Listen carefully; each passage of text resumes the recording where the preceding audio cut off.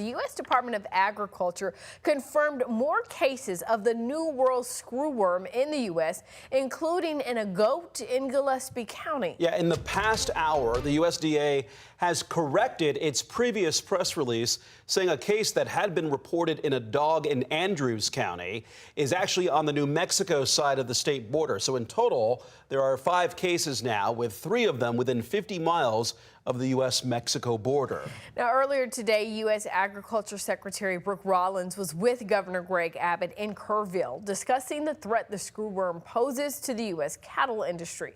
Secretary Rollins says the USDA is working with inspectors, deploying sterile flies in infected areas, and increasing fly trappings along the border. But she's stressing this is not a food safety issue.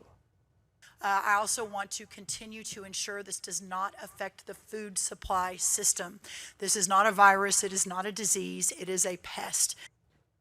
While much of the focus on containing this pest has been tied to protecting cattle and livestock, the screwworm fly can infect any warm-blooded mammal. And that's why pet owners are told to also be cautious, and local wildlife experts are on alert. KVUE's Daniel Gomez has more on what to look out for.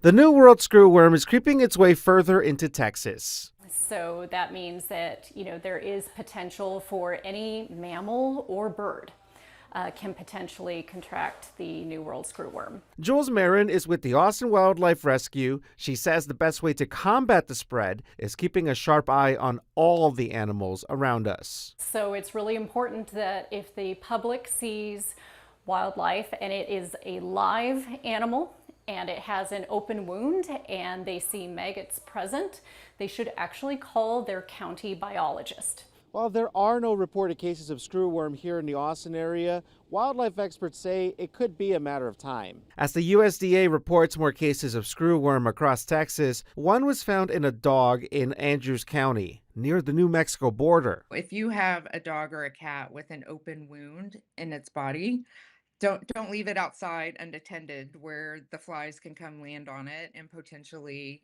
result in screwworm maggots living in it. Dr. Lori Teller is with the Texas Veterinary Medical Association, and she says it's also tricky right now to tell why your pet might be scratching itself. This unfortunately is allergy season for a lot of our pets too.